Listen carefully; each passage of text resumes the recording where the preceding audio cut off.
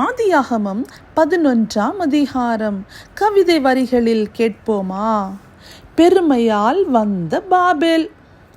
பூமியெங்கும் ஜனங்கள் எல்லாரும் சமபூமியான தேசத்தில் ஒரே கூட்டமாய், ஒரே பாஷையாய், ஒரே பேச்சாய், கல்லுக்கு பதிலாக செங்கல், சாந்துக்கு பதிலாக நிலக்கீல், பூமியின் மீதெங்கும் சிதறி போகாதபடிக்கு பேரும் புகழும் உண்டாக்க வாருங்கள், செங்கல் அறுத்து அதை நன்றாய் சுட்டு ஒரு நகரத்தையும் ஒரு கோபுரத்தையும் அதுவும் வானத்தை அளாவும் சிகரமுமாய் கட்டி என பெருமையோடு ஒருவருக்கொருவர் சொல்லிக்கொண்டு நினைத்தது ஒன்றும் தடைபடாது என்ற ஆழ்ந்த எண்ணத்தோடு இதோ அந்நகரத்தையும் கோபுரத்தையும் பார்க்க கர்த்தர் இறங்கினார்.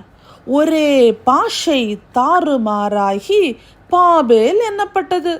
ஒருவர் பேசுவதை மற்றவர் அறியாதபடி சிதறவே மாட்டோம் என்றவர்கள் பூமியின் மீதெங்கும் சிதறவே நகரமும் கோபுரமும் கட்டுவதை நிறுத்தினார்கள். ஆம், சகலத்தையும் படைத்து ஆளும் சர்வ வல்லவரின் கையிலே நாம். மண்ணான நமக்கு ஏன் கர்வமும் பெருமையும்?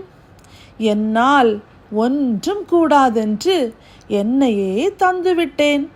உம்மால் எல்லாம் கூடும் என்று உம்மையே நம்பியுள்ளேன்.